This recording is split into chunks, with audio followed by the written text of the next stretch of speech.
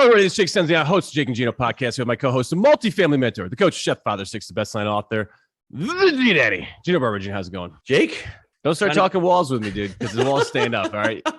Trying to get the wall down. We're trying to tear down the walls. You know, I want to see the softer side of Jake. Maybe it will come out in this show, but it will come out. Push-ups and pull-ups, all right? We can do that. So, all right, enough BS. And our guest today is a serial entrepreneur, author, and consultant for high-producing real estate agents. He's an expert in business strategy and strategic marketing who has used his adapted techniques to set him and his team apart and fill an industry void. So without further ado, Jason Williford, welcome to the show. Thank you. I'm excited. You guys seem to be a bunch of fun.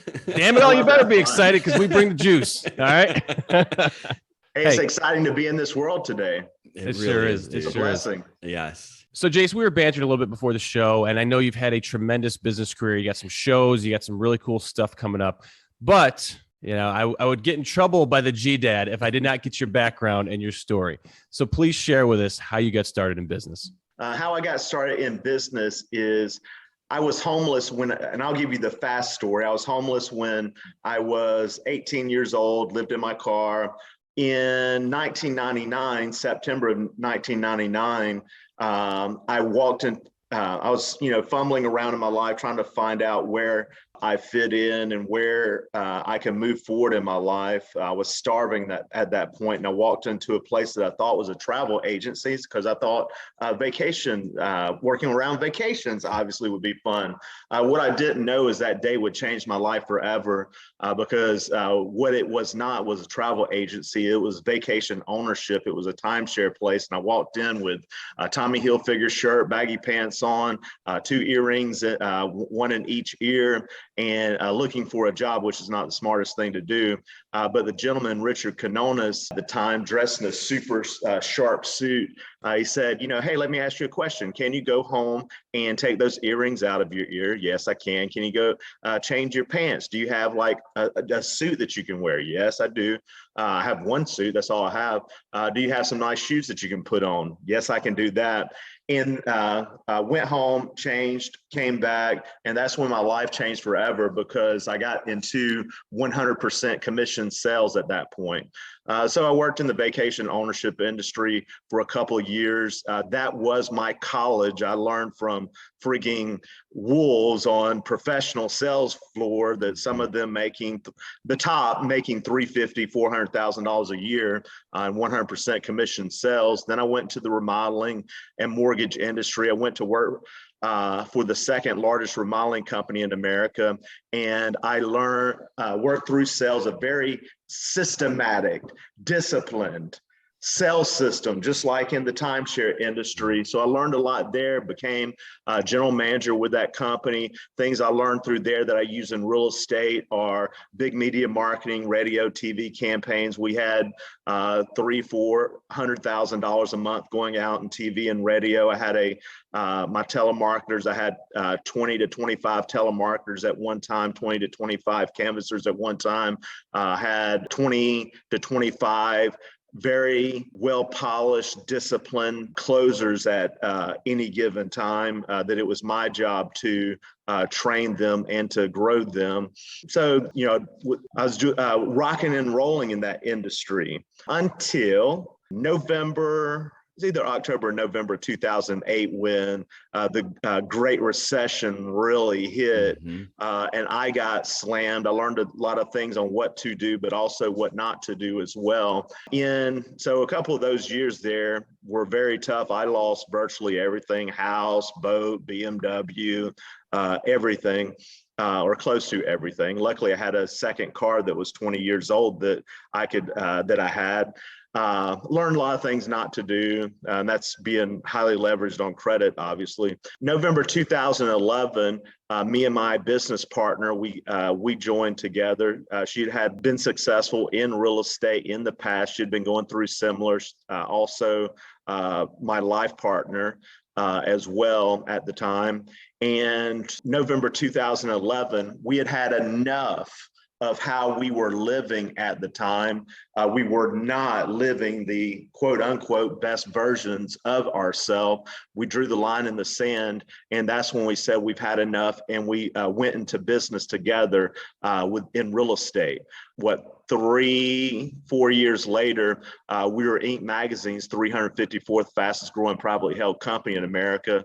The next year, 904. The next year, 1345, which is really tough to have exponential growth year over year, because each year you reset and you have to grow again. So in a nutshell, that's my story, fast story in real estate. I now work with, and I've always believed in learning from the best. I honestly barely graduated high school by the skin on my teeth, but something later on, and I still try to pinpoint where it happened, that I just became a massive learner. And somewhere it triggered also that, hey, I want to learn from the best, whoever I can afford at that particular time. Even if I can barely afford them, I'm going to hire them to learn from them. So through the years, I've been blessed with some of my direct mentors, being Jay Abraham. He's known as the $21.7 billion man, AKA the godfather of marketing. He's $120,000 per day for a private consult for 8 hours and why does people pay that? It's because he's really freaking good. Michael Burnoff, he's world-renowned human communications expert. Ben Gay III, he's Napoleon Hill from Think and Grow Rich. The Think and Grow Rich. Does he have anything to do with the sports cream, though? No. Oh, okay. I just figured it was like a family thing, but I guess not. All right. Jay Abraham did, though. Okay. Icy Hot. There you go. Icy Hot would not have even... which I played sports when I was younger and still do now, do some Brazilian jiu-jitsu and martial arts and a workout 6-7 days a week. I live here in Miami Beach and South Beach, ride the bike daily, get some cardio in. But anyway, I used the Icy Hot when I was younger, and which is crazy that now working with Jay Abraham, that Icy Hot, I never would have put that on if it wasn't for him, because that company would have went bankrupt. So Jason, where was that shift in 2011? You said you wanted to live the best version of yourself. What does that look like now? But what did it take at that moment, at the depths? Because right now people are looking at you going, hey, he's here. How do I get there? There's no way. What was that switch that you had back in 2011 that allowed you to say, this is enough. I'm sick of living in credit. I'm sick of living, driving a 20-year-old car. Where was the shift there? Yeah. And it was a conversation that I started with my partner, and I asked her, hey, what are you doing? Because she was doing a little bit of work on the computer. I asked her, what are you doing? She's like, hey, I'm putting some, work in. At the time, she was selling like HCG drops. We're doing what we had to do just to, get by. We have, three girls to support as well. We started the company with $700 between the both of us. We all cash. Of course, our credit sucked at the time. We had no choice than to go with all cash. So what we built was all on cash. But that defining moment, I asked her, hey, what are you doing? Said, hey, I'm just doing some work. I was like, no, what are you really doing? Like, what are you going to do? You're successful at one time. I was successful at one time. What are we going to do so we don't have to keep avoiding debt collectors and living not even paycheck to paycheck, worried about, electric being shut off and all kind of, shit like that. And you know how women can be. Hey, what are you doing? Was the question that came back to me, which was a wonderful question. And that was the defining moment. We were sick and tired of being sick and tired. But then we are sick and tired of being sick and tired. What's the next step? The next step collaborating? Is the next step going out, building a business, raising money? What is that next step? The next step is taking one step in front of another and executing, because really learning is for losers. Learning is important, but learning is for losers if it's just for your own intellect. If you're reading books and doing all that stuff and you do not execute upon that, what good is that? Mm-hmm. So that was that was the defining moment. Hey, what are we going to do to get out of this? And it was like the next day that we got started. Well, obviously was to acquire, hey, how can we go acquire new clients? And again, when you have $700, not, hey, I have $700 to launch this business. We have $700 only between the both of us to eat off of, to support these 3 kids off of, and to start a business.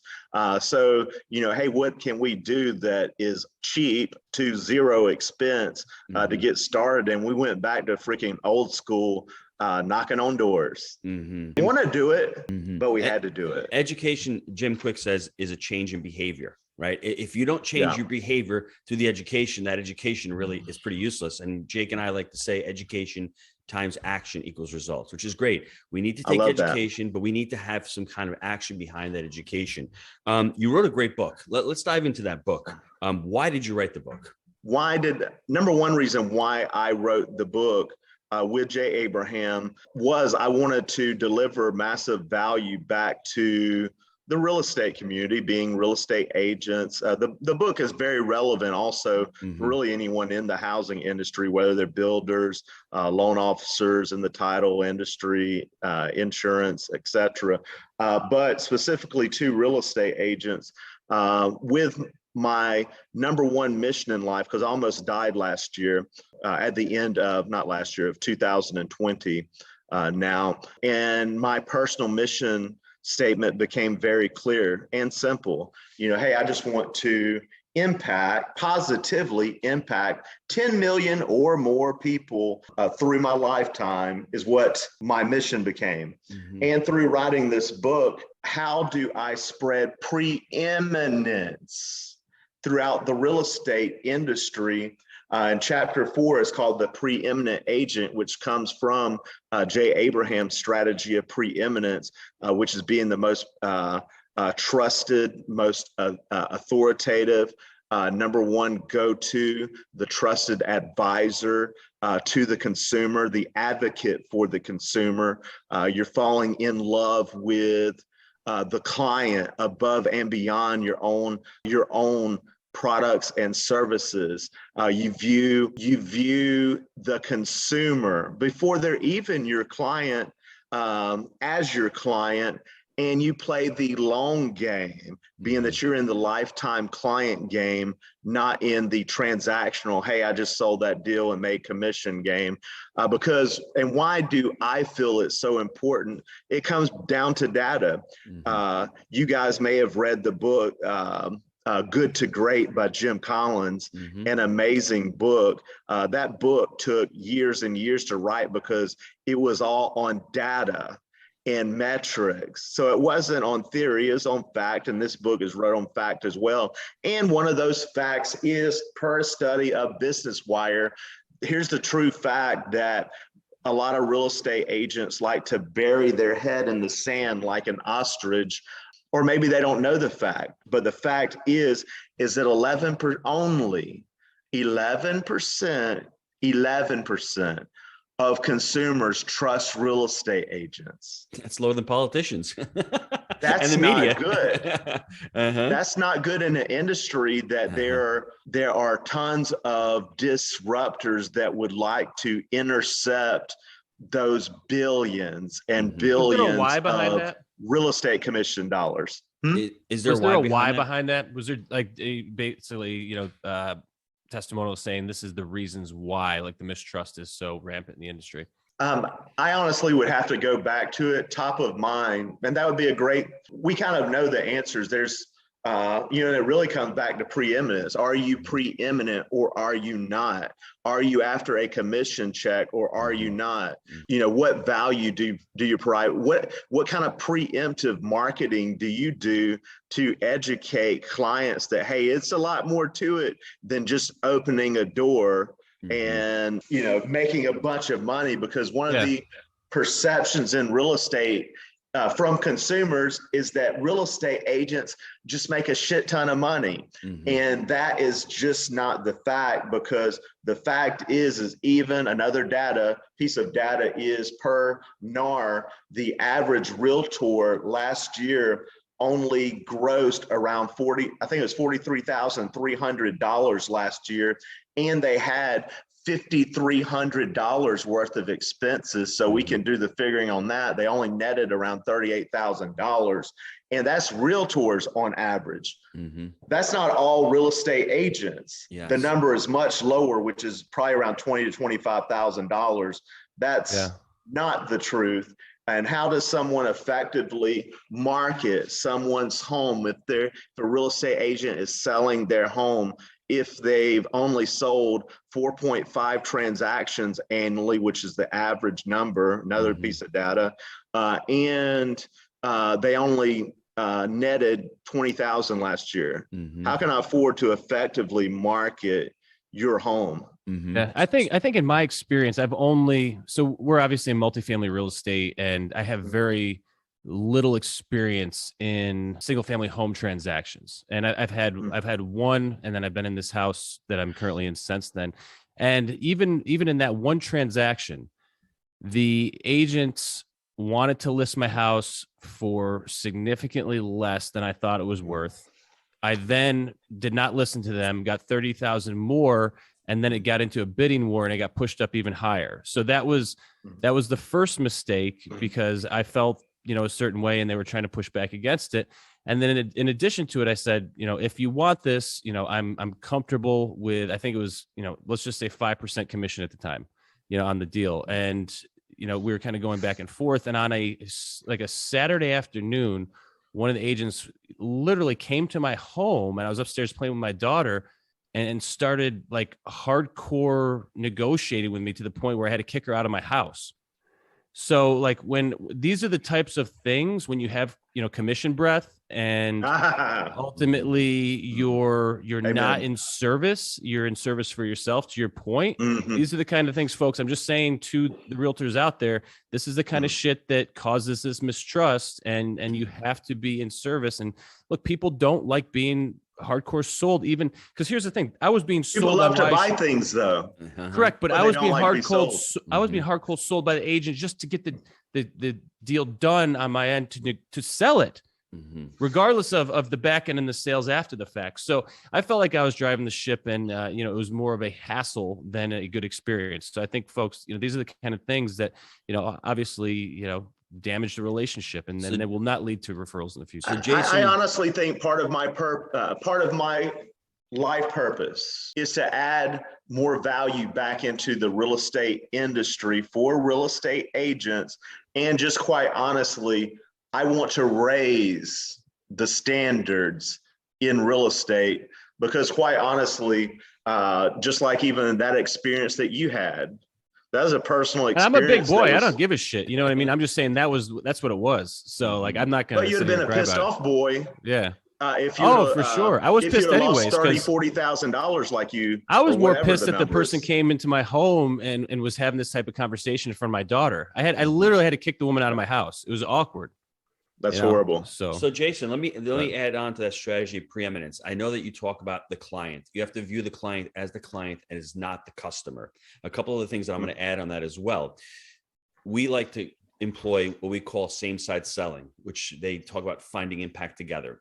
If the realtor or the real estate agent went to Jake and they tried to find some type of impact together, working together, it's almost like putting a puzzle together. You're on the same side of the table. You're working together. And for realtors out there, it's okay to say no to Jake if it doesn't work. But Jake, by the way, since I've given you a great experience, do you know anybody who would help? And it's always about educating the consumer and letting them know, because they can go online and find out where the information is. How do you become the expert?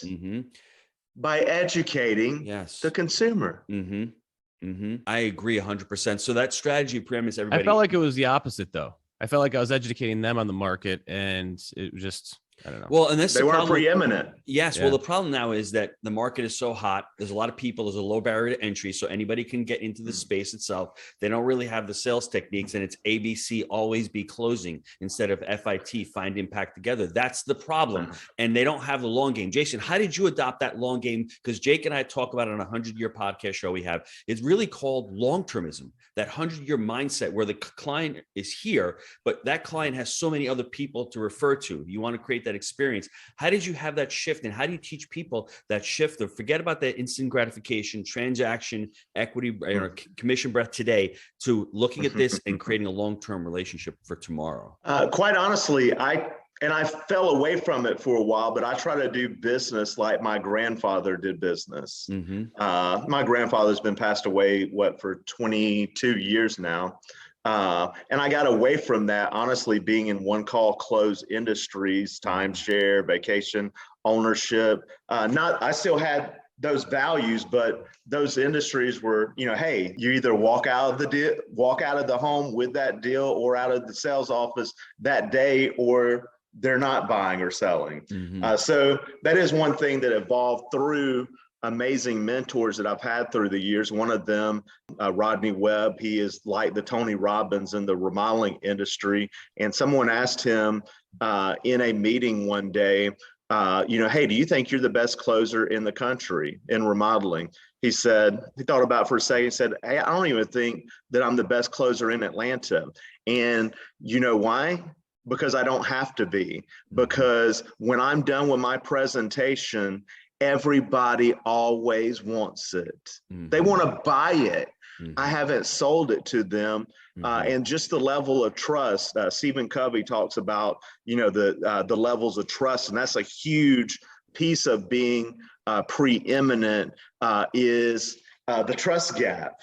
Obviously, you don't want the trust gap there. You want it there.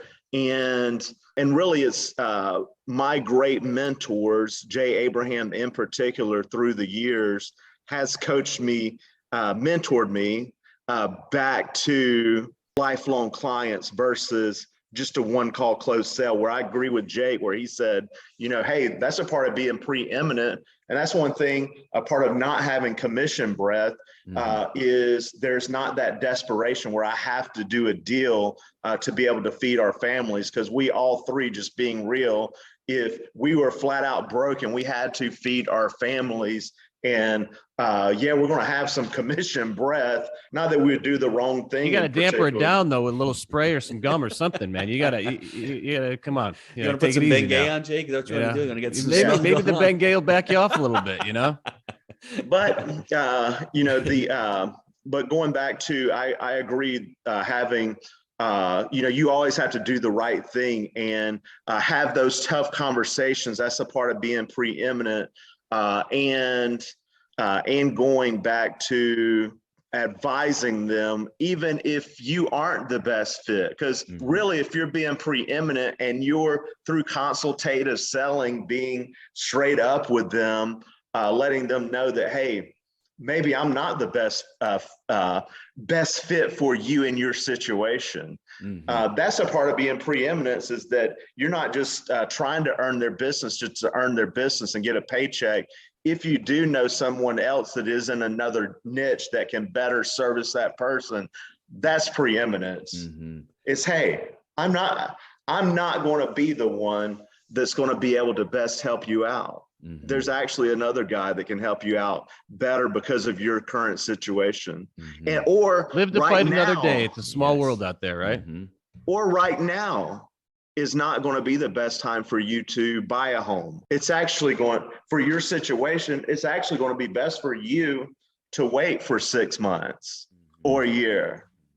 That's preeminence. Yes. Jason, before we go to the short answers, what do you see small businesses, especially in the real estate industry, doing wrong with their marketing? How can they get better at their marketing? Very first thing they can do to get better, that we all can do to get better with our marketing. Quick shameless book plug, The Ultimate Real Estate Machine. There's 2 chapters in there that go in. really the whole book, there's mentions of marketing. Obviously, Jay Abraham's the godfather of marketing. But one chapter, goes into, and you can only get so specific on marketing. There's only so much room in the book, but it goes into direct response marketing, not just looking at marketing as branding. Direct response marketing is, hey, if I put in $1, how do I get $3 back, or $5 back, $10 back? It goes into, actually testing and measuring your marketing, tracking, reporting your marketing, where are you getting returns, where are you not getting returns at, goes into copywriting, which I believe is the number one biggest skill set that you can get. It's actually my favorite skill set that I have is writing ad copy. That's how you don't just sell face to face anymore. That's how you can sell to the masses through print. Print not just being like a news article, it could be email, text, campaigns, sales letters, whatever it may be. In the book also, there's a chapter called Marketing Mistakes That Cost You Huge Profits. And we could do a whole 2-3 episodes. We could probably do 20 episodes. We could do 29 episodes probably on each one of those marketing mistakes, because there's 29 common marketing mistakes that not just real estate agents make, that business owners make. And when you live in the world of optimization, the truth is you never fix all of those mistakes, because there is always room to get more out of what you currently got. So in that chapter, it goes into each one of those 29 marketing mistakes and what you can do briefly to fix that marketing mistakes. And even just fixing one of those marketing mistakes, like you could fix one marketing mistake that you're currently making, and it can have amazing results on your business. And one example that I like to use that I pulled from Abraham, even just a simple headline. Yes. One crappy headline to a magnificent headline, the results are 2,100% difference. 21 times the difference that an ad will pull having a magnificent headline versus a shitty one is 21 times the difference. So you'd get 21 times, you could get 21 times more the lead flow. Then the multiplier on that is it being not just the lead flow, it could be a 21 times better of a lead, the lead quality, Yes. response, et cetera, et cetera. So Love that. All right, gang, let's take a quick time out to hear from our sponsor. Are you looking for ways to improve your life? Here at Jake and Gino, our mission is to empower students through financial education and the vehicle of multifamily investing. Yes, Jake. We agree that a person with financial intelligence can change the world for the better. We've created our proprietary 3-step framework, buy right, manage right, and finance right, that we teach to our community. This framework, along with education, our one-on-one mentorship, on-site boot camps, and the amazing community has propelled our students to massive success. We've all been there. We've had so many students that have been able to shift their mindset, overcome limiting beliefs, and set a clear path to achieve their goals. Whether you're currently fixing and flipping, wholesaling, or buying single-family rentals, and you know that multifamily investing is the right vehicle for you, I encourage you to visit jakeandgino.com/apply to schedule your complimentary consultation with our team. And I want to let you know this isn't a high pressure sales call. It's really just a discovery call to get to know each other better and see if we're a good fit for working together. And if for any reason we're not a good fit, our team has tons of resources we will share with you to help you along your journey. If you're ready to stop spinning your wheels, go to jakeandgino.com/apply and schedule your call now. All right, we are back. I think the copywriting is huge. I completely agree with you. It's not easy. It's sometimes even hard to find good copywriters out there. I know there's plenty of sites, but to really get it dialed in, definitely takes a working relationship. On the personal growth side of things, what is your best habit for success? Something you do on a daily or weekly basis? My best habit for success is in my daily routine, and quite honestly, many of those listening may have heard of the Miracle Morning.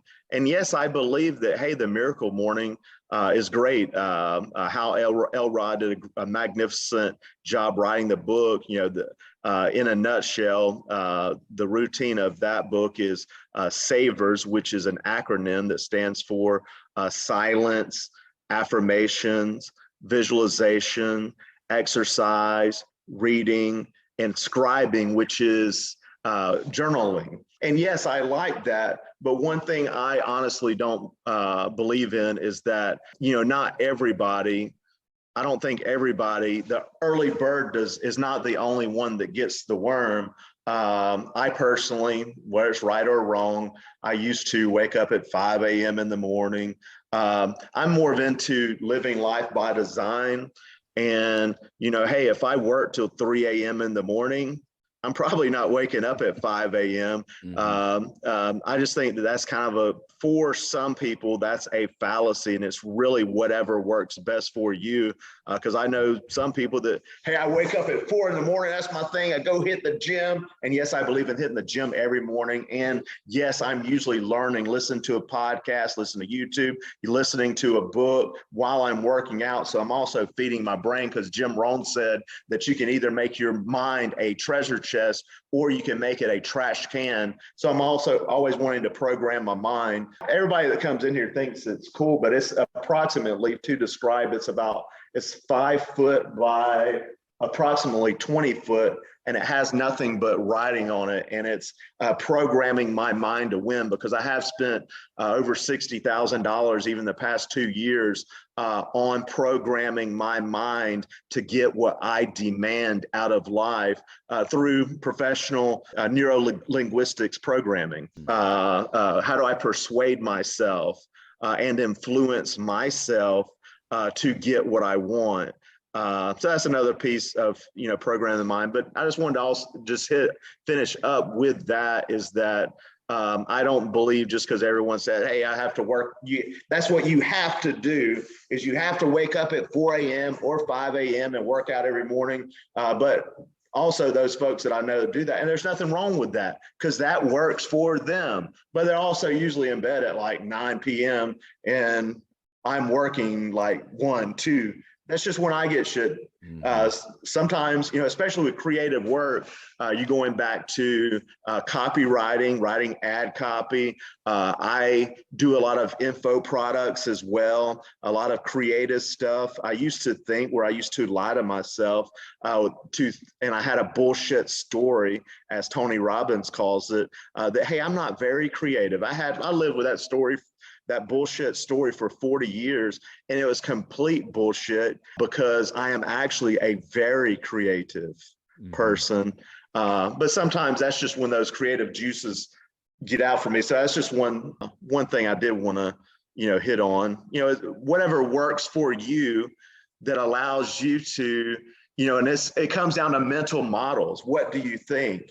Like now, when I'm challenged with things, my mental model, my next thing, when I have log jams in my business that's hold me up, challenges, my next thought is figure it out. That's just how I think. Figure it out. Through training I've done like a simulated Navy SEAL boot camp in Orange County, California, with a past Super Bowl champion with the New England Patriots. It was an immersive, very physical boot camp, but I had a lot of mental breakthroughs doing that. Like one of them, all in. Are you all in or are you not?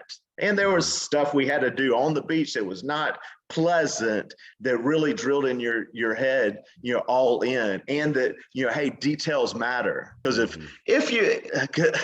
you screwed up on your details, I mean, it was like it was military style stuff. If you screw up on your details, you were doing push-ups, you were doing crunches, you were doing bear crawls, you were doing all kind of physical stuff. And I couldn't stand it then. But it's amazing of how it's programmed my mind, just like Brazilian Jiu-Jitsu does. Reason I started that was because I have claustrophobia. And if you know a little bit about Brazilian Jiu-Jitsu, and I'm a decent sized guy, I work out a good bit. So they pair me up with the biggest dudes, usually 250 pounds, plus, and being smothered on the bottom with someone. But it's allowed me to break through. You got that Ben Gay in the face. It's just all over. It's juicy. Got some like the bacteria is flowing. Yeah, all the bodily fluids. Ben Gay the third. I want to go ahead and throw that out there. Out of respect for Ben Gay the third, he is, even though his name. He's also worked with greats like, again, Dr. Napoleon Hill. He's known as his last protege.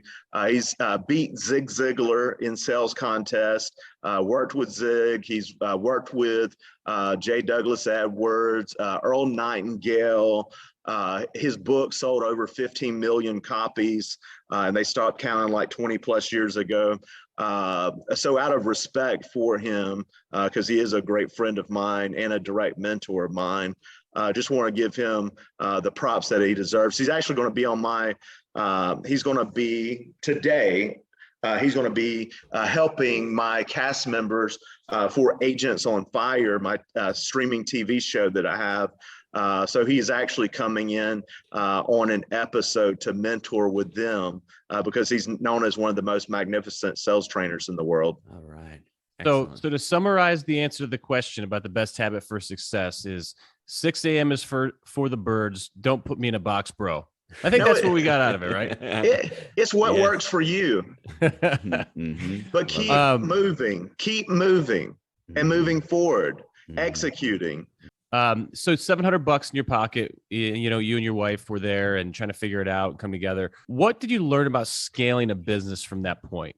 Because obviously you didn't have much, and so many folks look to the future, but they can't see it, and they try to imagine what it's going to be like. So any tips for scaling, any stories that could benefit the folks? Yeah, there's a shortcut to success, and it's called mentorship.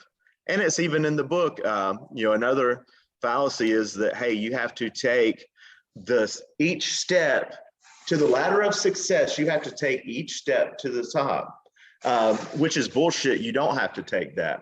How do you skip? Yeah, you can take the elevator. Absolutely. You take the elevator and you can go much faster with an elevator. And you can skip steps with the mentor that has been there and think has about done this. that. The ladder is just you.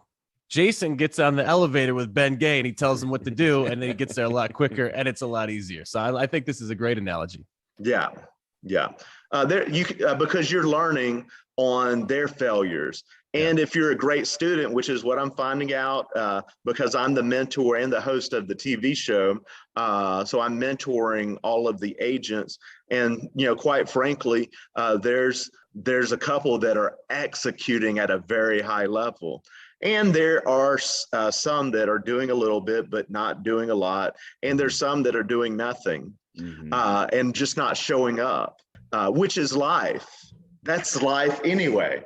The ones that are executing, like even Miss Angela, through a lead agent referral mastery that I've given all cast members, she's just an executor, and she put over $6 million worth of additional business under contract of referrals within her first 30 days. From what she learned. She didn't learn. She went and executed upon what she learned, and she's having success. So that was one instance where she has a great mentor. Not tooting my own horn. I'm not being braggadocious. I'm just saying I am great at what I do. There's not many things I am great at life, but getting people to where they want to go, I am great at. But she's executing. I didn't do it. It wasn't me that did it. She did it. So it's taking the action. Gino, you gonna wrap this sucker for us or what? 18-year-old homeless, out of the house, doesn't know what to do. 2008, Great Recession comes. The gigs were good. He's doing great. That direct sales, the whole vacation rental industry, I'm just not a big fan of it. One call closes, you going from looking at a customer as a customer and having that transformational shift with $700 in your pocket and saying, what am I going to do? What's the next steps? We're not living our best version of ourselves. What does that look like? Living the best version of yourself. I want everyone who's listening to this to take a step back and ask yourself that question. Are you living the best version of yourselves? And if the answer to that is no, the next question is, how do I do that? Then the next question is, where do I get a mentor? I either pay to play or I seek to serve. Those are the two options, everybody. If you're older, you got some bucks and you don't have the time, you pay. If you're younger, you go out there and you hook your wagon to a Jason Williford or a Jake and Gino or to whoever, anyone you are trying to Get on the elevator, not the ladder. You take whatever you got to. I'll get on the damn elevator when on the ladder when I first start. I just want to find that ladder or that elevator, and it's okay. This is not ladders are dangerous. Elevators, are inspected. But Jake, let me make a couple more points on this, because this is what we've always been talking about: the long-termism. Don't be afraid to defer gratification. That's the biggest challenge that we have nowadays. And, Jason says he has ADHD. We all do. I mean, I can't sit still for more than 10 minutes. It's that focus and that dedication that you need, right? And don't worry about what's going to happen tomorrow. Plan your life out. Go back to what Stephen Covey says. Start with the end in mind. Reverse engineer your life, and what happens 30 years from now. What are the actions you need to take today to get there 30 years from now? And the last thing I'll say, it's all about values-based decision-making. Seek out what your values are. Jason's values are different than Gino and the Jake's, and it's okay. Know your core values, your personal core values. Exactly. What do you stand for? And live based on them. Every decision you make, you want to write a book, does it align with your values? Do you want to go into business with Jay Abraham? Does it align with your values? Do you want to start a business or a show? Does it align with your values? And if it does, the answer is yes. And if it doesn't, and don't make those decisions out of fear-based values, make them out of conscious-based goals. Work on that. Value, identity, thinking for the long term, and ask that question: am I living the best version of myself? And it's okay if you're not, because a lot of us aren't. The next question is, how do we do that? Boom, shakalaka. Jason, thank you so much for your time today. Truly enjoyed it. Guys, it's been a pleasure. We'll see you next time. Thanks, Jason. Thank you. Thanks, Jason. Thank you.